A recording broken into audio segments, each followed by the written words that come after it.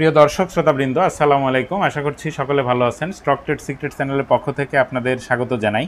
আজকের ভিডিওতে top loser থেকে আলোচনা করব। ইন্ডেক্স মুভার স্টকগুলি আমি দেখাবো এবং যে সকল স্টক ইন্ডেক্সকে আজকে নেগেটিভ রেখেছে সেইটা দেখাবো, এবং যে সকল স্টকের প্রাইস কমতে চাচ্ছে না এরকম কিছু স্টকের তালিকা আমি দেখাবো, এবং দুইটা নিউজ আপনাদের সামনে শেয়ার করব, সেটা মিউচুয়াল ফান্ডের এবং আর্থিক যে সেক্টরগুলি আছে স্টক মার্কেটে সেই বিষয়ক দুইটা নিউজ। ভিডিওটা যদি দেখেন তাহলে এই চারটা বিষয় সম্বন্ধে আপনারা জানতে পারবেন, এবং যে লুজারের তালিকাটা দেখাবো সেখানে যদি কারো বিনিয়োগ থাকে তাহলে সেটা এভারেজ করবেন কিনা বা এভারেজ করার মতো জায়গায় এসেছে কিনা সেইটা আপনারা বুঝতে পারবেন। তাহলে ডিএসইএক্স এর যে হোম পেজ সেখান থেকে যদি আমার ভিডিও শুরু করি, তাহলে আজকে 975 কোটি 86 লক্ষ টাকা লেনদেন হয়েছে, যেটা গত দিনের থেকে প্রায় 150 কোটি টাকার মতো বেশি।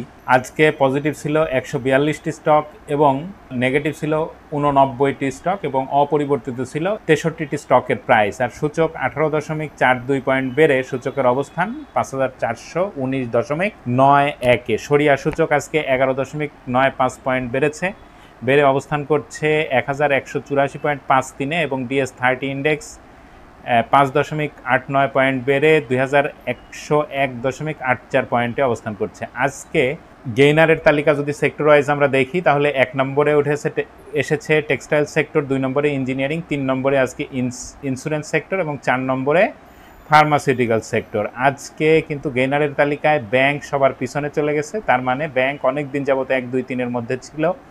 আজকে ব্যাংক সেক্টরের মাত্র একটা স্টক পজিটিভ ছিল, তাছাড়া 36টা স্টকের মধ্যে একটা স্টক পজিটিভ, বাকি 35টা স্টকই আজকে নেগেটিভ ছিল ব্যাংক সেক্টরের। আর আজকে যে সকল সেক্টরে সবচেয়ে বেশি টার্নওভার হয়েছে সেইটা যদি আমরা একটু দেখি, তাহলে ফার্মাসিউটিক্যাল সেক্টর, ব্যাংক সেক্টর, এরপরে টেক্সটাইল সেক্টর, এরপরে ইঞ্জিনিয়ারিং সেক্টর। ব্যাংক সেক্টরে আজকে 117 কোটি 54 লক্ষ টাকা লেনদেন হয়েছে। ফার্মাসিউটিক্যালস অ্যান্ড কেমিক্যাল সেক্টরে 192 কোটি 17 লক্ষ টাকা লেনদেন হয়েছে। আজকে হলটেড ছিল বেশ কয়েকটা স্টক, এর মধ্যে ACI formula, BD autocars, ISN, NTC, Sonali paper, techno drugs, Osmania glass. তাহলে আমি বলেছি যে সকল স্টক আজকে সবচেয়ে বেশি দর হারিয়েছে সেগুলি আমি আলোচনা করব। তাহলে টপ লুজারের তালিকায় যদি আমি যাই, তাহলে আজকে টপ লুজারের তালিকায় ছিল ICB, first mutual fund, first security bank, union cap, mercantile bank, trust, Islami life insurance, Rahim tex, prime, reliance, pharmaid, first finance, bank Asia, AB bank, south east bank, phoenix finance. এই স্টকগুলি আজকে সবচেয়ে বেশি দর হারিয়েছে, এবং পার্সেন্টেজ যদি আমরা হিসাব করি তাহলে প্রত্যেকটা 3 থেকে প্রায় 6%-এর মতো দর হারিয়েছে। তাহলে এই স্টকগুলির মধ্যে থেকে যদি কয়েকটা আমি আলোচনা করি, তাহলে ট্রাস্ট ইসলামী লাইফ, এই স্টকটা কয়েকদিন আগেও কিন্তু বেশ বুলিশ একটা ভাব এই স্টকটার মধ্যে ছিল। আজকে প্রাইসটা কমেছে, সেই সাথে বড় ধরনের একটা ভলিউম হয়েছে। এখন আগামী দিন যদি এখানে থেকে এই ধরনের ভলিউম না পায় এই স্টকটা, তাহলে এখান থেকে স্টকটার প্রাইস কমে যেতে পারে। এই স্টকটার প্রাইস এখান থেকে যদি কমে যায় তাহলে বেশ অনেকটাই কমে আসার সম্ভাবনা আছে, আর যদি ভলিউমটা পেয়ে যায় আগামীকাল, তাহলে এখান থেকে রিভার্স করতে পারে। তবে যেহেতু অনেক দিন বুলিশ থাকার পরে আজকে দর হারিয়েছে ট্রাস্ট ইসলামী লাইফ 3.93%, এবং অনেক বড় ভলিউম হয়েছে, অবশ্যই এটা একটা নেগেটিভ সাইন। আগামী দিনে এই ভলিউম পাওয়ার সম্ভাবনা আমি মনে করি যে কম। অ্যানালাইসিস অনুযায়ী আজকে যদিও একটু সাপোর্ট নিয়েছে 55 টাকা 20 পয়সা থেকে, আজকে একটু সাপোর্ট নিয়ে 56-20-এ অবস্থান করছে। আগামীকাল যদি 56 টাকা 10 পয়সা এই এরিয়াটা ভেঙে নিচে আসে ট্রাস্ট ইসলামী লাইফ, তাহলে এখান থেকে কমে যাওয়ার সম্ভাবনা অনেক বেশি। এরপরে ফার্মা এইড, এই স্টকটাও কিন্তু এই 458-60 এই দিকটা থেকে 666 650 পর্যন্ত গিয়েছিল, এবং একটা বড় ধরনের রেজিস্ট্যান্স এরিয়াতে এই স্টকটা চলে গেছে, যেটা রেজিস্ট্যান্স 620-25 থেকে ওইদিকে 770 পর্যন্ত। এখন এই জায়গায় একটু রিটেস্ট করছে, তবে এর যে আপট্রেন্ড এটা অবশ্যই খুব ভালো একটা প্রাইস র্যালির লক্ষণ। এবং এদিকে যদি আমরা একটু দেখি, তাহলে ভলিউমের একটা আগের তুলনায় বেশ ভালো ভলিউম স্টকটা পাচ্ছে ফার্মাইড। তাহলে এই স্টকটা যদি মুভিং অ্যাভারেজের ভ্যালু 624 ভেঙে নিচে না আসে, তাহলে এখান থেকে আবারও ফিরে যেতে পারে এই ফার্মাইড। এরপরে মার্কেটাইল ব্যাংক, এই স্টকটা কিন্তু 9 টাকা 10 পয়সা থেকে পজিটিভ হয়ে বাই সিগন্যাল দিয়ে আজকে আবার সেল সিগন্যাল দিয়েছে। তবে যেহেতু ব্যাংক সেক্টরের আজকে সকল স্টকই একটা বাদে নেগেটিভ ছিল, সেই তালে তালে এই মার্কেন্টাইল ব্যাংক এইটাও কিন্তু নেগেটিভ। তবে ব্যাংক সেক্টরে বিনিয়োগ করার আগে যে সকল ব্যাংক এবছর ডিভিডেন্ড দিয়েছে এবং তাদের ব্যবসার গ্রোথ ভালো, ফান্ডামেন্টাল ভিত্তি ভালো, সে সকল স্টকগুলিতে বিনিয়োগ করবেন। তবে কিছু ব্যাংক যে ভালো প্রাইস র্যালি করবে না তা না, ফান্ডামেন্টাল ভিত্তি দুর্বল হলেও কিছু স্টক ভালো প্রাইস র্যালি করবে। এই স্টকটাও কিন্তু যে জায়গা থেকে ফিরে এসেছে, প্রাইসটা এই জায়গার এরিয়াটার দিকে অনেক দিনের প্রাইসটা ছিল 10 টাকা 40 পয়সা 50 পয়সা 11 টাকা এই দিকটা। যেহেতু সেই জায়গা থেকে প্রাইস হিট করে আবার নিচে এসেছে, তাহলে আবারও সাপোর্ট নিয়েছে 9 টাকা থেকে। আজকে যে সেল সিগন্যালটা দিয়েছে, এটা আর্থিক সেক্টরের একটা নেগেটিভ নিউজ এসেছে, এইটার একটা প্রভাব হতে পারে। আমি ভিডিওর শেষ আমি নিউজটা আপনাদের জন্য শেয়ার করব। তবে এই মার্কেন্টাইল ব্যাংক 8 টাকা 90 পয়সা বা 9 টাকা এর নিচে যদি নেমে না যায়, তাহলে এইখান থেকে আমার মনে হয় এই স্টকটাতে ভয়ের কোনো কারণ নাই। তো স্টকগুলোর আলোচনায় এটা ছিল। আর আমি বলেছি যে আজকে যে সকল স্টক ইন্ডেক্স মুভারের ভূমিকায় ছিল সেটা আমি একটু দেখাবো, এবং যেগুলি নেগেটিভ ছিল সেটা দেখাবো। তাহলে Beximco pharma, Walton, Kohinoor, ACI, best holding, Bangladesh submarine cables PLC, JMI hospital, BSC, BSRM limited, Olympic, Orion infusion, BSRM steel, ACI formula, Lanka Bangla, Lovello. তাহলে যে সকল স্টকগুলি আজকে ইন্ডেক্স মুভারের তালিকায় 1 থেকে 10-এর মধ্যে ছিল, এগুলি বেশিরভাগেরই ফান্ডামেন্টাল ভিত্তি বেশ ভালো এবং বিগ ফান্ডামেন্টাল ভিত্তির স্টকও এর মধ্যে আছে। আবার এখানে লো ফান্ডামেন্টাল ভিত্তি অর্থাৎ লো পেইড আপ স্টকও আছে। তাহলে সব কিছুর মিশেল আমরা এই ইন্ডেক্স মুভার স্টকগুলির মধ্যে আজকে দেখলাম। এবং যেগুলি নেগেটিভ রেখেছিল সেটা যদি আমরা দেখি, তাহলে BRAC bank, Islam bank, Al Arafah bank, square pharma, city bank, bank Asia, Pubali bank, EBL, mercantile bank, beacon pharma, UCB, south east bank, first security bank, Lafarge Holcim Bangladesh.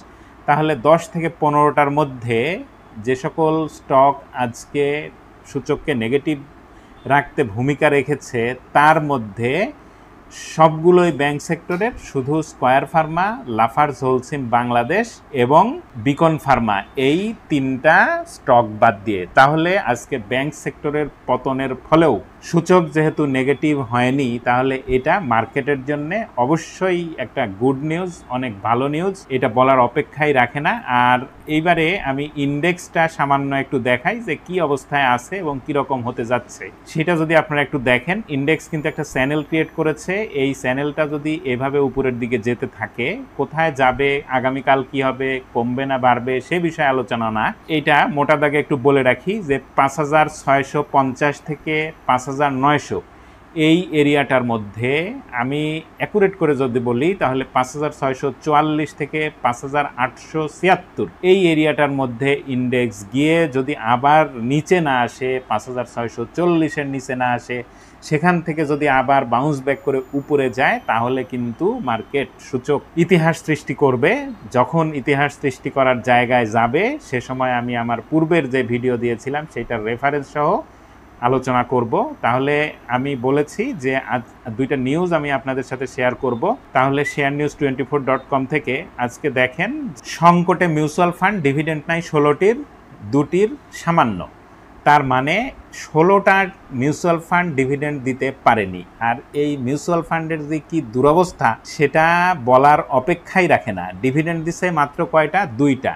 এখানে দেখেন ডিএসসিতে তালিকাভুক্ত 37টি মিউচুয়াল ফান্ডের সমাপ্ত অর্থ বছরের 18টির ফান্ড, 18টির সমাপ্ত অর্থ বছরের জন্য 18টি ফান্ড আর্থিক প্রতিবেদন প্রকাশ করেছে। এর মধ্যে 16টি ফান্ড লোকসানের কারণে ডিভিডেন্ড ঘোষণা করতে পারেনি। কেবল 2টি ফান্ড, ক্যাপিটেক গ্রামীণ ব্যাংক গ্রোথ ফান্ড ও গ্রামীণ 1 স্কিম 2 যথাক্রমে 3.3% এবং 7.5% ক্যাশ ডিভিডেন্ড দিয়েছে। তাহলে এই ডিভিডেন্ড যে 37টা মিউচুয়াল ফান্ড আছে, তার মধ্যে 18টার প্রতিবেদন প্রকাশ করেছে। এর মধ্যে মাত্র 2টি ডিভিডেন্ড ঘোষণা করেছে। একটা হচ্ছে ক্যাপিটেক গ্রামীণ ব্যাংক গ্রোথ ফান্ড, আর একটা হচ্ছে গ্রামীণ 1 স্কিম 2।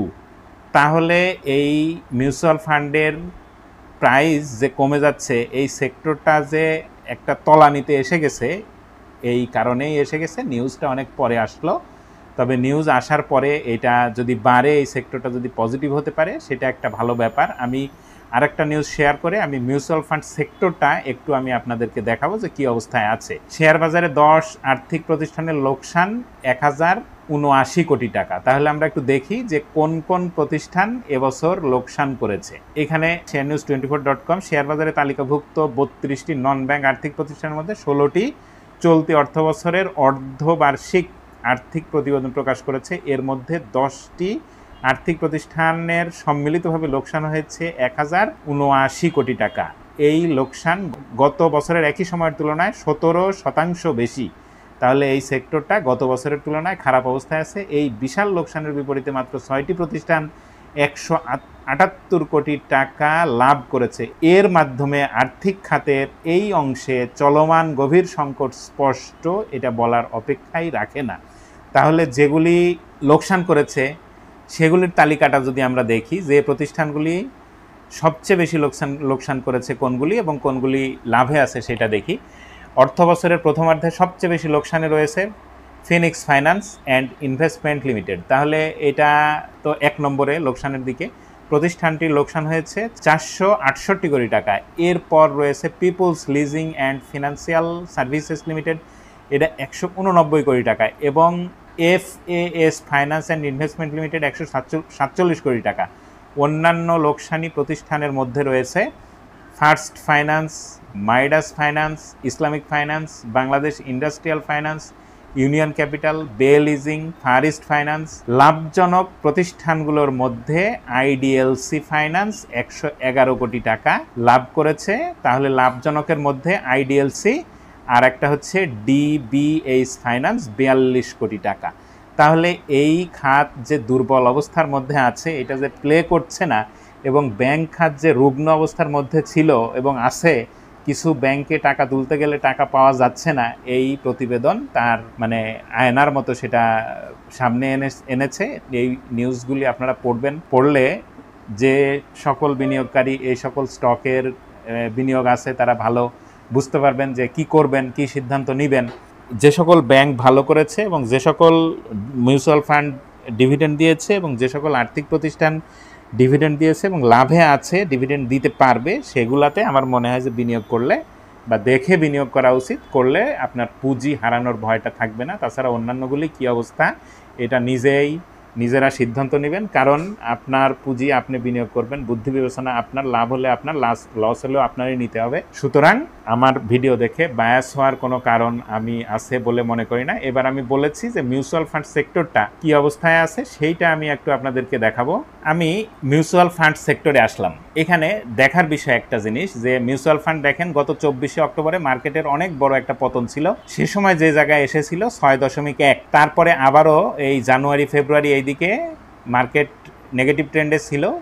সে সময়ও এই মিউচুয়াল ফান্ডের যে ভ্যালু ছিল 6 বা 6.1 এইদিকে, 6 বা 6.1 এইদিকে।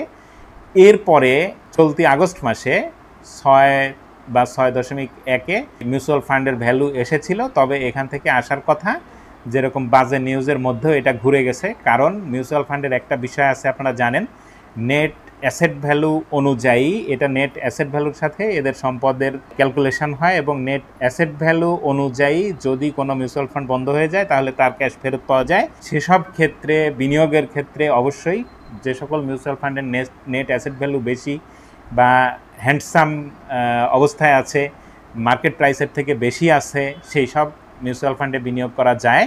তবে একটা জিনিস অবশ্যই খেয়াল রাখবেন, যেগুলি ডিভিডেন্ড দিয়েছে এবং আর্থিকভাবে লাভে আছে, তার বাইরে আমার মনে হয় যে বিনিয়োগ করার কোনো যৌক্তিকতা নাই। এই বিষয়গুলি আপনারা খেয়াল রাখবেন। আজকে যে সকল স্টকের প্রাইস কমতে চায়নি, অর্থাৎ নিচে আসতে চায়নি, আগামী দিনে বাড়বে এ ধরনের ইঙ্গিত দিয়েছে, সেগুলি যদি আমরা একটু দেখি, তাহলে Agrani insurance, Aramit, atlas Bangladesh, central pharma, crystal insurance, delta life, Dhaka insurance, Far East finance, Hami industries, index agro, এখানে মোট 20টা স্টক আজকে প্রাইস কমতে চায়নি। এটা উপরের দিকে যাওয়ার একটা ইঙ্গিত দিয়েছে, এবং সেটা যদি পজিটিভ থাকে তাহলে এই স্টকগুলি আগামী দিনে বাড়তে পারে। ধন্যবাদ সবাইকে ভিডিওটা দেখার জন্য। ভিডিওটা ভালো লাগলে লাইক দিতে পারেন, শেয়ার করতে পারেন, আর নতুন ভিডিও সবার আগে পেতে চাইলে চ্যানেলটা সাবস্ক্রাইব করতে হবে। ধন্যবাদ সবাইকে, ভালো থাকবেন।